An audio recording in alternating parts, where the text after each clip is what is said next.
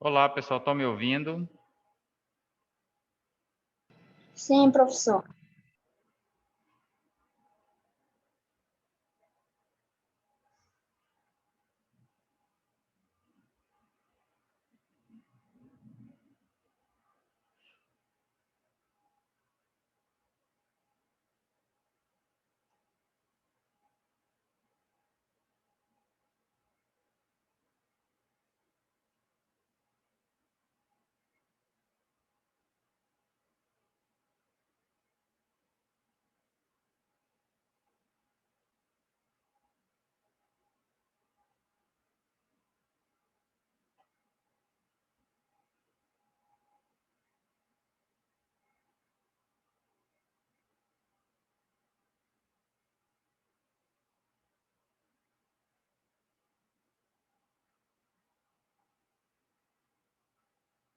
Bem, pessoal, boa noite. Nós vamos dar continuidade ao nosso assunto. Na última aula, nós terminamos de falar sobre as adaptações celulares e terminamos falando sobre a morte celular. Sobre a morte celular, nós não entramos em detalhe, porque não tem muito interesse o aprofundamento na questão de como ocorre a necrose e a apoptose de forma molecular, ou seja, como é que vai interagir as moléculas, como é que se vai processar para que essa célula morra. Aqui dentro da área de vocês, é importante que vocês saibam que as células elas vão se adaptar até um determinado momento, quando elas não conseguirem mais suportar essa adaptação, visto que os fatores externos que influenciam essa adaptação podem permanecer por longos períodos, essa célula pode vir a morrer.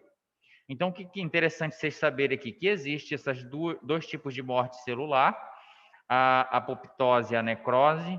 Nós vimos que a apoptose ela acontece de forma organizada, inclusive ela é fisiológica, e a necrose ela é patológica, é quando acontece os danos celulares abruptos e que essa célula vai perder o seu controle e vai ser destruída. Normalmente, mecanicamente, por um produto químico, enfim.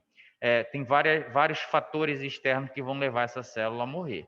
E nós exemplificamos na aula passada o que leva, né, a essa morte, essa lesão celular. Então, nós vimos e trouxemos muito bem para dentro da nossa área de enfermagem, mostrando para vocês os fatores que podem levar essa célula a morrer. Então, nós vemos que pode ser uma ausência de oxigênio, por exemplo, e nós conversamos sobre isso, voltado para dentro da área de vocês, que pode levar essa célula a morrer. Pode ser um agente físico, como um trauma, temperaturas extremas, como muito frio ou muito calor, né, pressão atmosférica, radiação, choque, agentes químicos, drogas. Então, tudo isso pode levar à questão da morte celular. E a morte celular vai promover um dano no tecido, e eu disse que isso está muito dentro da área de vocês, porque somos nós da área de enfermagem que vamos estar interagindo, que vamos tentar minimizar esses danos. E aí nós conversamos sobre vários fatores, sobre escalas de decúbito e sobre nutrição, que também pode influenciar em adaptação celular e morte celular. Então, nós terminamos falando sobre isso, né? Então, a morte celular, ela vai promover um dano, né? Um dano tecidual, um dano no órgão ao qual essas células morreram. Aqui a gente vai fazer apenas uma pequena revisão, né? No final, o que nós vimos. Então, nós vimos que as adaptações celulares que nós temos uma delas é a hiperplasia, né? E aqui eu tenho uma imagem mostrando para vocês a hiperplasia. Então, a hiperplasia seria a multiplicação de um determinado tipo celular, como nós vimos. E aqui eu tenho a hiperplasia prostática, né? Que pode levar ao aumento da próstata, por exemplo. Então, aqui a gente vê essas células, elas não são comuns de estarem aqui. Elas estão presentes normalmente ou seja, elas se multiplicam, elas se fazem presente nesse ambiente que a gente está vendo, esse corte tecidual, quando elas se multiplicam por algum fator, como nós vimos, né? Então, a célula não vai se multiplicar de uma hora para outra, não, ela precisa de um estímulo, e aqui no caso da hiperplasia prostática vai ter a multiplicação dessas células que não são normais de estar presente nesta região. Então, é só para exemplificar para vocês. A outra adaptação que nós vimos é a hipertrofia, e nós conversamos, fizemos aula prática, vimos no microscópio, conversamos sobre as imagens. A hipertrofia nada mais é do que o aumento do volume celular, e nós conversamos lá sobre a célula muscular cardíaca, mostramos para vocês ela aumentada de volume, né? Ou seja, ela está se adaptando por algum fator. E o exemplo que nós demos em aula prática foi a hipertrofia causada por um micro-organismo, né, que causa a doença de Chagas. E aí nós vimos lá a presença do micro-organismo, nós vimos a presença de células do sistema imune em abundância, como a gente vê aqui também, ó. Essas células, elas no tecido muscular cardíaco, ela não está presente nessa quantidade toda. Então, se ela está presente aqui, é porque aqui está acontecendo algum problema. Pode ser uma infecção, pode ser um dano que está sendo promovido neste tecido. Então, essa aqui é uma imagem de uma hipertrofia do miocárdio. Só que aqui, essa hipertrofia, ela é advinda de uma miocardite, né?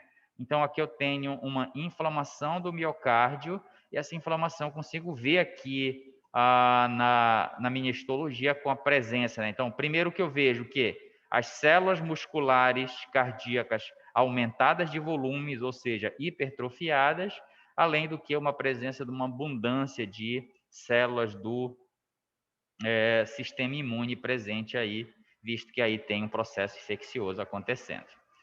A outra adaptação que nós vimos, a atrofia, né? A atrofia aqui do músculo esquelético, nós conversamos muito isso, quando nós conversamos de idosos, de pacientes acamados, nós vimos que são vários fatores que levam esse paciente a sofrer uma atrofia. Então, uma atrofia do músculo esquelético nada mais é do que a diminuição do volume celular, como nós vimos, ocasionado pela perda de elementos constituintes do citoplasma dessa célula. E a outra adaptação que nós vimos é a metaplasia. A metaplasia, nós vimos que é a substituição de um tipo celular por outro que foi danificado. Então, aqui seria uma metaplasia do cérvice uterino, por exemplo. Então, aqui eu tenho o epitélio normal, que é essa camada bem fininha. Se ela for danificada, né, por algum fator, as células, outras células desta região basal, se apresentarão, ou seja, se tomarão conta desse local aqui, até que essa célula se reconstitua, ou não, né? Visto que tem algumas células que não conseguem se reconstituir. Então, a metaplasia é a substituição de uma célula madura por uma outra célula madura, né? Isso nós conversamos muito quando nós conversamos lá sobre trato respiratório, pessoas que bebem, alcoólatras, fumantes inveterados, nós conversamos sobre essa questão. Então, aqui nós finalizamos essa parte de adaptações, danos e morte celular que nós conversamos lá na outra aula. Então, nós encerramos lá, é só para a gente ter uma ideia, um link para nós darmos continuidade ao nosso próximo assunto que nós vamos iniciar hoje, que é sobre inflamação aguda crônica e reparo. Então, veja bem, nós terminamos falando na última aula sobre morte celular. Então, quando morre uma célula, nós vimos que se esta célula morre, se ela morre em grande quantidade, eu vou ter dano no meu tecido. E este dano tecidual, ele precisa ser reparado, né? Então, as intervenções que nós faremos lá no meu dia a dia de trabalho, no meu ambiente de trabalho, eu vou fazer intervenções visando com que promova um reparo naquele ambiente que foi danificado. É bem verdade, como nós já conversamos, que reparar um determinado órgão dependendo da sua importância, vai ser uma maior ou menor facilidade. Então, por exemplo, se eu danifico um órgão pele, por exemplo, a pele, eu ainda consigo fazer reparos, eu ainda consigo trabalhar, eu ainda consigo reconstituir, mas outros órgãos, por exemplo, como o tecido nervoso, por exemplo, quando ele é danificado, é difícil reparar. O cardíaco é difícil reparar. Tá? Então, vamos pegar esse link dos danos celulares, da morte celular, e agora nós vamos entender um pouquinho, a partir do momento que acontece essa morte, esse dano, tem que ter um processo de reparo, e esse processo de reparo, ele é intrínseco ao processo inflamatório. Então, eu preciso entender o processo inflamatório, entender o que é uma inflamação aguda, uma inflamação crônica, para eu poder entender o que é um reparo. Nós vamos entender aqui que o processo inflamatório ele está envolvido em questão de reparo, só que depende da potencialidade. Quando nós ministramos para vocês a disciplina microbiologia e imunologia, nós vimos lá que o processo inflamatório exacerbado ele não é benéfico, né? Ele, pelo contrário, quando eu tenho uma resposta imunológica exacerbada, eu vou ter um dano maior ainda. Então, por exemplo, se eu tenho um dano na pele e daqui a pouco a inflamação se apresenta, e se ela for exacerbada, ela vai promover mais dano ainda. Então, eu tenho que eu tenho que entender como é que esse processo de inflamação aguda crônica se processa, entendendo também como é que se processa o reparo tecidual. Isso aqui é importantíssimo para dentro da nossa área, visto que vai acontecer muito, né? De células morrerem, né? Por apoptose, normalmente por necrose, já que a necrose ela é considerado patogênica, e nós vimos as diversas situações que vão levar essas células a morrer, e elas precisam sofrer um reparo. A gente precisa entender que a inflamação ela está envolvida nessa questão de reparo. Mas nós vamos entender até que ponto a inflamação é benéfica e até que ponto essa inflamação é maléfica. Então, há algumas considerações iniciais aqui. A inflamação é essencial para a sobrevivência dos organismos. Então, por que ela é essencial? Porque através da inflamação, dos elementos do processo inflamatório, e aí nós vamos ver muitos elementos do sistema imunológico participando dessas questões. Na verdade, a inflamação ela está muito relacionada com o sistema imunológico. É ele que vai agir nesse processo aí de reparo tecidual, de dano tecidual. Então, quando conversamos sobre o sistema imunológico, nós vimos que é uma linha tênue entre eu agindo como sistema imunológico para fazer o bem e para fazer o mal. Ou seja, é apenas uma linha tênue que eu posso estar de um lado ou posso estar do outro. A inflamação ela é essencial para a sobrevivência, porque através do processo inflamatório que a gente vai fazer a reciclagem de tecidos danificados, né, e necróticos. Então nós vimos lá, o tecido morreu, e agora? Ele precisa ser retirado dali, né? Então ele foi danificado e aí vai permanecer lá. Inclusive nós conversamos que uma célula que morre por necrose, ela vai romper abruptamente, ela vai lançar os seus constituintes para o ambiente ou para a comunidade celular onde ela vive, e essa extrapolação, esses constituintes intracelulares agora presentes naquele ambiente pode levar à morte de outras células. Nós conversamos sobre isso. Então, é necessário que retire essas células, e quem faz isso é o sistema imunológico. Então, quando eu danifico um tecido, as minhas células fagocíticas, por exemplo, do sistema imunológico que vão lá, fagocitam aquele elemento morto, aquelas células mortas, e aproveitam o que é possível, o resto é descartado. Então, é por isso que é através do processo inflamatório que vai acontecer essa retirada desses tecidos que foram danificados e que estão necrosando lá naquele ambiente. A inflamação também, como nós vimos, já que nós conversamos na disciplina microimunologia, nós vimos que os micro-organismos normalmente são um dos principais grupos de antígenos. Então, esses micro-organismos, eles também serão destruídos por quem? Pelo processo inflamatório, pelos elementos do sistema imunológico.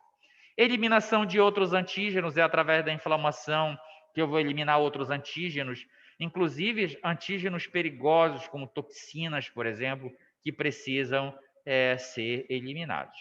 Então, como nós estamos vendo aqui inicialmente, a inflamação ela é benéfica, ela é essencial, ela faz parte da manutenção, né, do nosso corpo saudável, né, reciclando tecidos, né? Então, por exemplo, as nossas hemácias, elas envelhecem, elas ficam senescentes.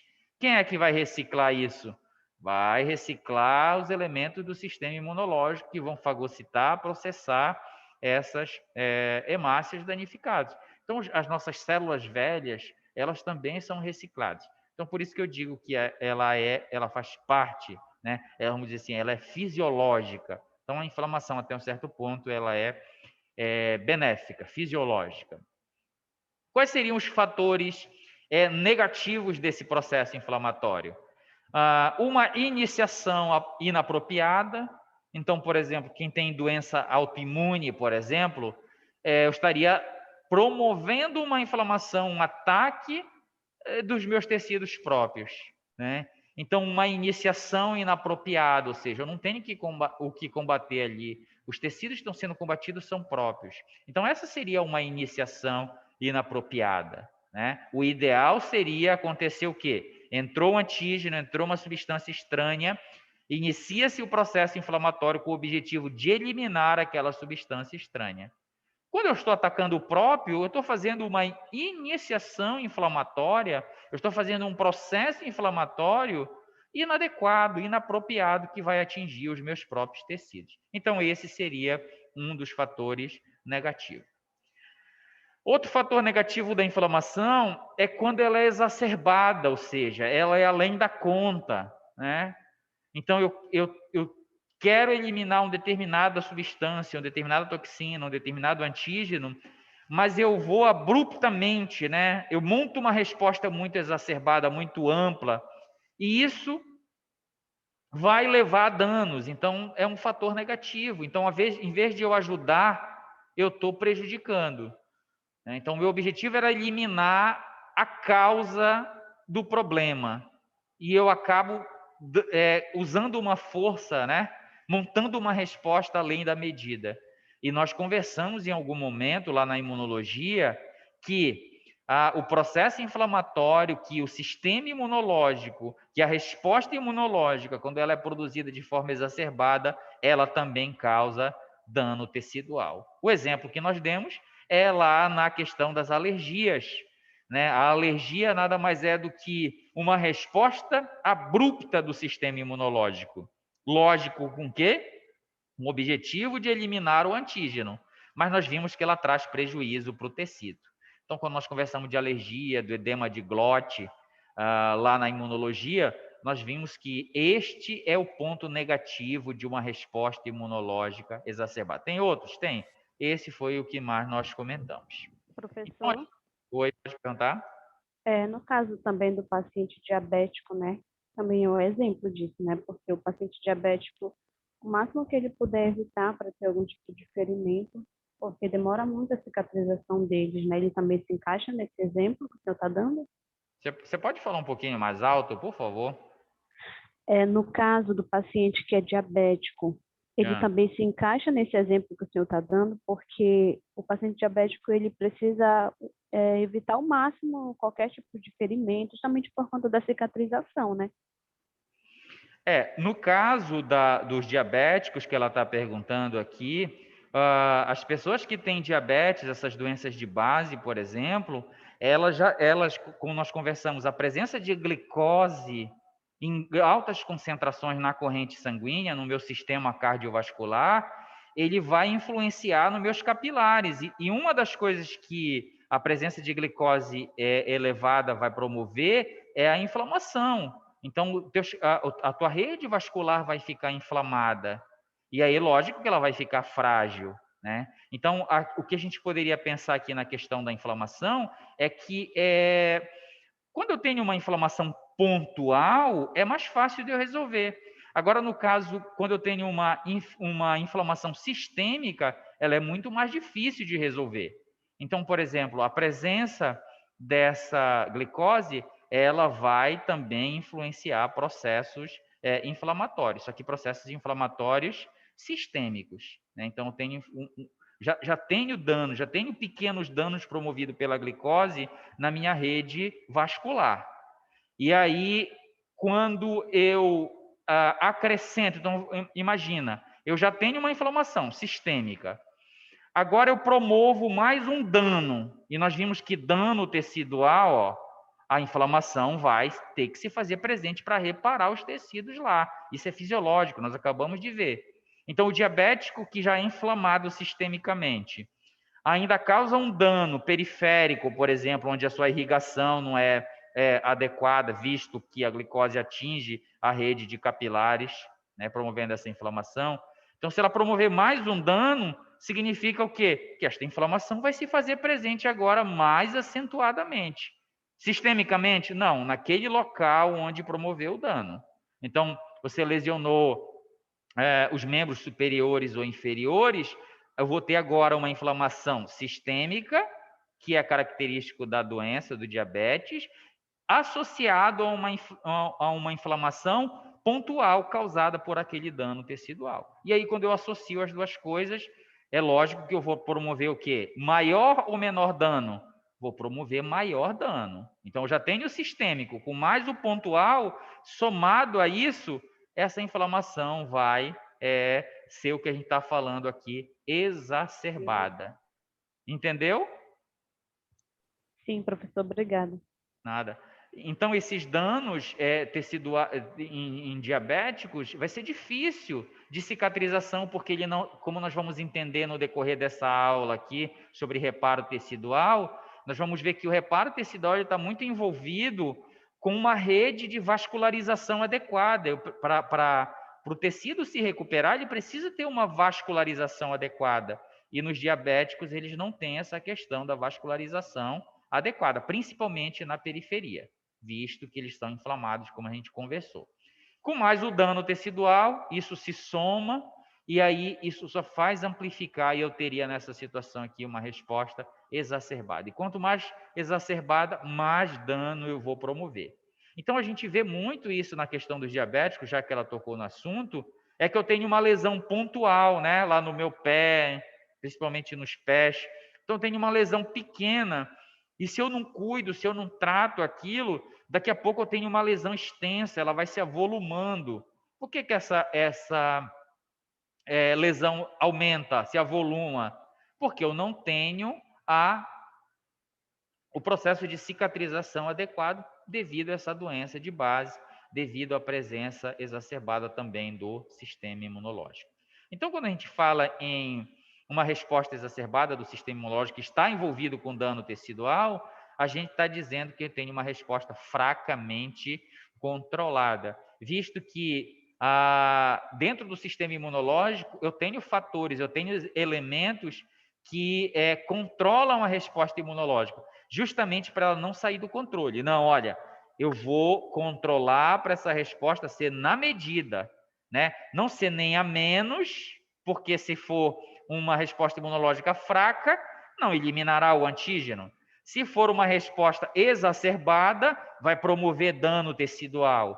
Então, eu tenho elementos de controle, eu tenho células que controlam isso, eu tenho produção de substâncias, de citocinas, que estão envolvidos realmente nesse controle da potência da resposta imunológica. Ela tem que ser adequada, ela não pode ser nem fraca e nem exacerbada. Então, esse controle ele é muito presente no meu sistema imunológico.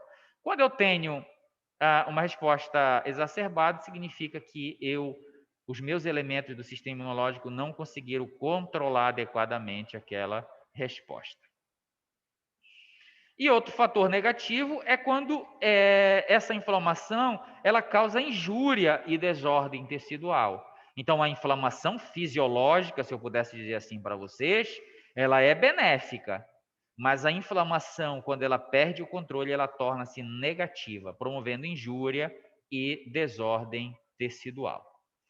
A inflamação, ela é uma reação complexa, então a gente não vai entrar aqui em muitos detalhes, entender. Eu quero que vocês entendam de como isso se processa. Então, agora nós já entendemos que as células se adaptam, que chega em determinado momento que essas células podem morrer, e quando essas células morrem, é o processo inflamatório que vai entrar em ação para fazer o reparo desse tecido danificado.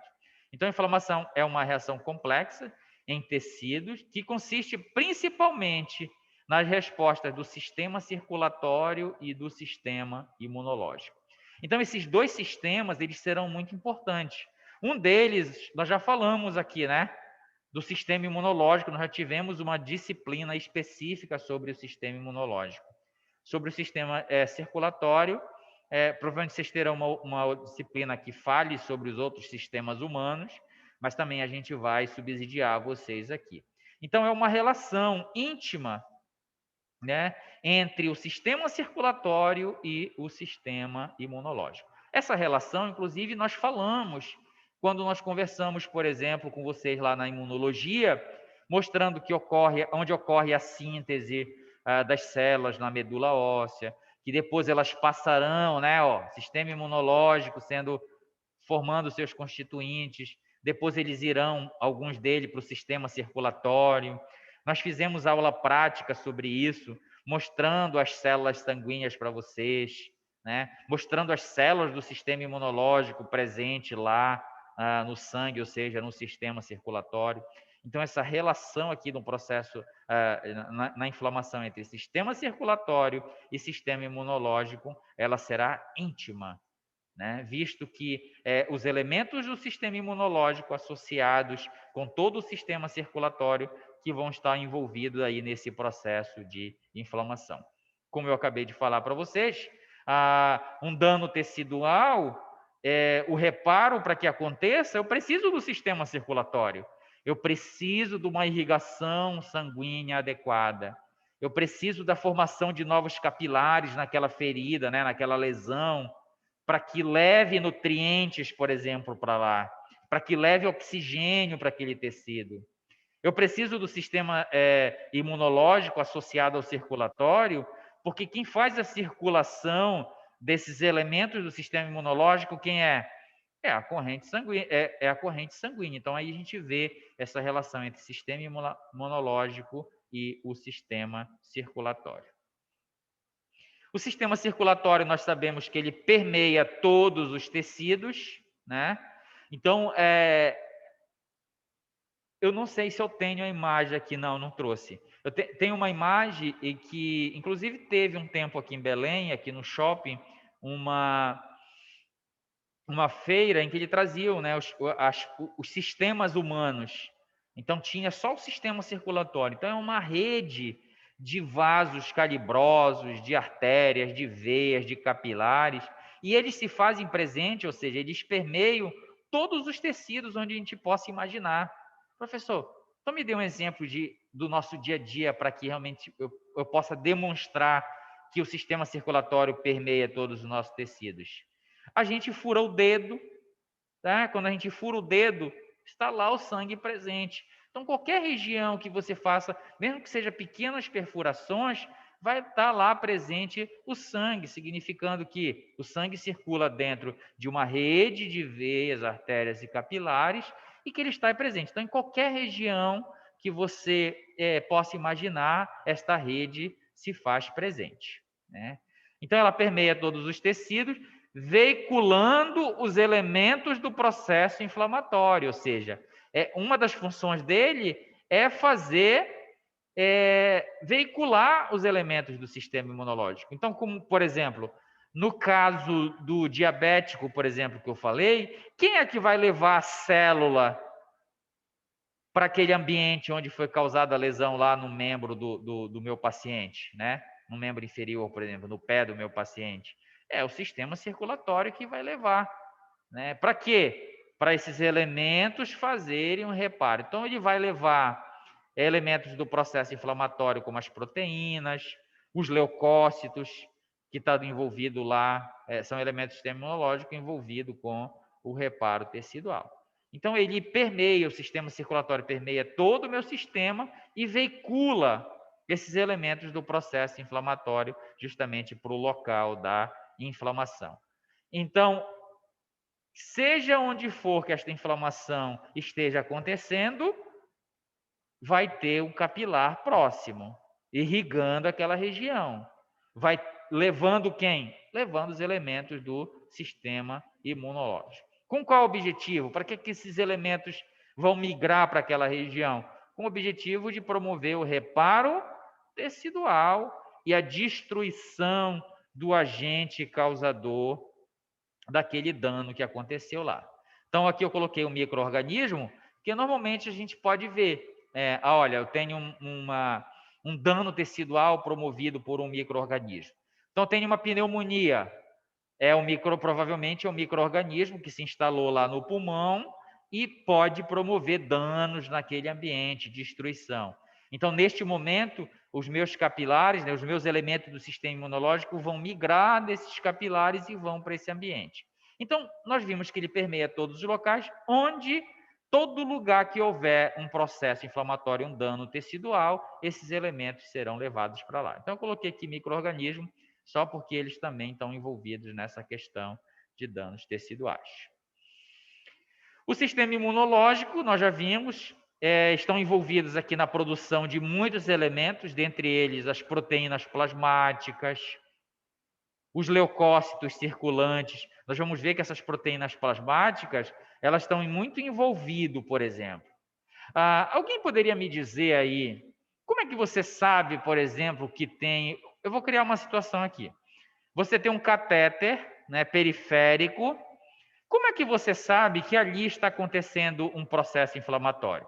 Então, você instalou, esse seu catéter já está instalado por 5 dias, e aí eu pergunto para vocês, como é que vocês sabem que ali está ocorrendo um processo inflamatório no local do catéter? Vamos lá, queria... Edema e dor, professor. Oi? Edema e dor. Edema, né? Vermelhidão. A dor seria uma queixa do paciente. Eu digo assim, quando eu olho, eu consigo enxergar. Então, edema... só que é os sinais, né? Isso, os sinais, que a gente chama de sinais flogísticos, tá? São os sinais que me indicam que ali está ocorrendo um processo inflamatório. Então, a vermelhidão ou a hiperemia, o edema. Então, o que é que promove isso? O edema, por exemplo. Pode ser o extravasamento de líquido para o tecido. E muitas das vezes são as proteínas plasmáticas que saem dos capilares e vão para o tecido e acabam levando água junto, promovendo o edema. Tá certo? Então, aqui a gente consegue enxergar. Por que a gente precisa entender? Porque essa relação entre sistema imunológico e circulatório sendo preponderante aqui no processo de inflamação. Esse sistema imunológico que vai produzir os leucócitos para combater a possível causa, se for um micro-organismo, que vai levar essas células para reparar o tecido, para retirar o tecido danificado, né? Através dos fagócitos teciduais, por exemplo. Então, essa relação aqui entre sistema circulatório e o sistema imunológico, ele vai ser preponderante aqui no processo inflamatório. E aí eu tenho alguns tipos de inflamação, né? Então, quais são os principais tipos de inflamação? Eu tenho a inflamação que é aguda. Então, aguda, tudo que a gente diz que é agudo é aquilo que é rápido, abrupto, né? Então, a inflamação aguda ela é rápida e de curta duração. Então, ela dura horas ou poucos dias. Então, por exemplo, uma inflamação aguda, lá a alergia, por exemplo, é uma inflamação aguda, né? E ela vai durar por quê? Horas. Lógico que eu preciso fazer uma intervenção, né? Eu não posso deixar isso se estender. Veja, por que eu digo que aguda pode durar horas? Porque ela se apresenta, e nós vimos, eu acabei de falar para vocês, que eu tenho elementos do sistema imunológico que regulam, né? Então, na maioria das vezes, funciona, né? Funciona perfeitamente. Há uma regulação. Então, na inflamação aguda, ela se apresenta rápido E aí já entra os elementos que vão fazer o quê? A regulação. Então, o meu sistema imunológico pode fazer isso? Pode. Eu, como profissional, posso fazer isso? Posso. Então, na inflamação aguda, a gente faz intervenções, né, farmacológicas, diversos tipos de intervenções que a gente pode fazer para que aquilo não se estenda, né? Já que nós vimos que uma inflamação exacerbada, ela é o quê? Danosa. Então, eu não vou deixar. Então, se eu estou com uma alergia, por exemplo, eu não vou deixar aquilo ir em frente, né? Então, eu tenho as repercussões clínicas de uma alergia, eu faço logo uma intervenção, para que ela não se eleve, porque isso vai promover dano. Então, quanto mais tempo fica, mais dano isso poderia causar. Então, a inflamação aguda ela é rápida e de curta duração. Acontece nessas situações a exsudação de fluidos, como nós vimos. Então, lá no caso do edema de glote, vai ter toda uma repercussão tecidual, promovendo a exsudação de fluidos e proteínas, advindos de onde? Do sangue, né?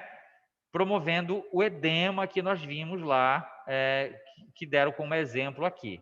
Então, essa é uma das repercussões que eu tenho aqui na inflamação aguda. Migração de leucócitos e os neutrófilos para aquela região, isso acontece muito na inflamação aguda. Então, entendo que a inflamação aguda é aquela rápida, de curta duração, e que eu tenho que fazer uma intervenção quanto antes, porque senão, se meu paciente fluir a óbito. Professor, Oi, pode perguntar. me tira uma dúvida. Isso que o senhor acabou de falar, por isso que quando uma pessoa com uma inflamação, uma infecção no caso, vai fazer um exame de sangue e os leucócitos estão altos, é porque os leucócitos foram para aquela região. Como é que fica esse sistema aí? Eu não estou entendendo bem. Eles vão e se instalam na região lá da inflamação, é isso? Nós vimos a relação aqui entre o sistema circulatório e o sistema imunológico. Então, se eu tenho a produção, então se eu faço um hemograma e o meu número de leucócitos está elevado, significa o quê? Por que eu produzi tantos leucócitos? Então, o sistema imunológico produziu porque provavelmente está acontecendo um processo infeccioso, né? Então, toda vez que eu pegar um exame, um hemograma, e ele estiver elevado, significa que tem alguma infecção. Agora, onde é que está acontecendo essa infecção? Eu preciso determinar. Eu tenho alguns parâmetros. Então, nós voltamos para aquela questão que nós vimos lá na aula prática. O exame laboratorial é a única informação que eu tenho? A minha pergunta, eu te devolvo a pergunta. Quando eu Não. Não. Qual é a outra informação que eu tenho? Sinais e sintomas. Sinais e sintomas, a clínica do paciente eu tenho. Então, a história, eu posso né? determinar o local, por exemplo, a origem dessa infecção. Então, lógico que eu vou ver os leucócitos aumentados onde? Na corrente sanguínea, porque foi o líquido corpóreo que eu retirei para examinar. Agora, eu associo este meu exame clínico à minha clínica, né? A minha anamnese, ao meu exame clínico do paciente, e aí eu consigo determinar o local da infecção. Eu consigo determinar por que esses leucócitos estão aumentados. Isso é importantíssimo eu fazer. Obrigada, tá, professor? Nada. Entendeu? Com certeza. Então, por exemplo, se a queixa do meu paciente é uma queixa de repercussão do trato respiratório, uma pneumonia, por exemplo, é lógico que ele vai chegar com uma queixa, eu já examinei ele, eu já vi se ele tem alguma alteração ali de pulmonar, eu já fiz um exame de imagem, e agora, associado com um exame laboratorial, com os leucócitos aumentados, eu consigo definir o local, tá certo? Então, isso é importantíssimo eu saber, porque eu preciso saber o local, preciso saber a origem, é o que a gente chama de foco infeccioso. Onde é que está acontecendo aquela infecção, tá certo? A inflamação crônica, só para a gente finalizar aqui, ela ocorre quando a inflamação aguda não obtém sucesso na eliminação do agente agressor. Então, veja só, entrou um antígeno, um agente agressor, a inflamação aguda se apresenta com o objetivo de eliminar, né? Lógico que não exacerbada, é controladamente, nós já vimos isso daqui. Então, normalmente acontece aí. Então, por exemplo, eu aspirei um micro-organismo, eu já tenho elementos aqui, né? Elementos do sistema imunológico combatendo, da imunidade inata, da imunidade adaptativa, todos aqui entrando. Então, qual é o objetivo? Eliminar. Pronto, eliminou, significa que cessou. Pronto, resolveu a questão. Agora, ele entrou. Esses elementos entraram em combate e não conseguiram resolver, eu preciso de uma segunda linha, né, de soldados, por exemplo, para combater. E aí seria, então, quando a inflamação aguda não resolve, não consegue eliminar a causa, entra a questão da inflamação crônica. Então, ocorre quando a inflamação aguda não obtém sucesso na eliminação do agente agressor. Normalmente, a crônica ela é de longa duração, né, associada à presença de linfócitos e macrófagos, a formação de angiogênese, que nós vamos ver, que é a formação de capilares para levar mais elementos do sistema imunológico para aquele local onde está acontecendo a inflamação, né? No decorrer do tempo, já que essa inflamação vai persistir, vai ser de longa duração, eu vou ter fibrose, eu vou ter destruição tecidual. Então, uma inflamação crônica, ela não é uma inflamação adequada. Persistiu, ela vai causar dano. Lembra da inflamação que nós vimos lá pelo tripanossoma, lá da doença de Chagas? Então, aquilo persiste por 10, 15, 20, 30 anos. Então, isso eu chamaria de uma inflamação crônica, de longa duração. E aí, daqui a pouco, eu vou ter fibrose daquele tecido, vou ter destruição tecidual. Não se preocupe que a gente vai trabalhar essas questões especificamente. Então, vamos falar de fibrose, qual o problema dela acontecer, tá certo? Mas, professor, isso vai persistir para sempre? Quando é que termina isso? Então, quando ocorre o término da inflamação? Ela ocorre, né? Quando é que para, termina? Então, nós vimos que a inflamação é essencial e que ela precisa acontecer, ela acontece de forma aguda, e se não resolver, ela acontece de forma crônica. Então, quando é que ela cessa? Ela cessa quando eu elimino o agente agressor. Então, foi suficiente só a inflamação aguda? Eliminou? Ok, cessou, acabou. Né? Quando os mediadores estão esgotados, então, por exemplo, não tenho mais, não estou promovendo, então, eu como elemento do sistema imunológico regulador, eu acabo retirando mediadores, evitando a produção desses mediadores para que a inflamação continue. Então, eu esgoto esses mediadores. É como se eu impedisse a sinalização, né, para eles continuar agindo. Então, aí a inflamação cessa. Leucócitos teciduais dissipados. Então, acabou, cessou a infecção, eles também não precisa ter mais tantos leucócitos ali, porque a inflamação já acabou, né? E a ativação de mecanismos anti-inflamatórios. Então, a ativação desses mecanismos anti-inflamatórios é também uma contrapartida do meu sistema imunológico, ou através da administração de substâncias. E isso nós vamos ver na próxima aula, como é que a gente age aqui dentro da enfermagem, dentro desses pontos, para que haja o término do processo inflamatório. Ok, pessoal? Por hoje é isso, agradeço, a gente só tem 50 minutos hoje, a gente se encontra na quinta-feira. Ok? Alguma pergunta, alguma dúvida? Não, obrigada. Não, professor, Então, tá. Boa noite. Agradeço a presença de vocês, boa noite. Boa noite.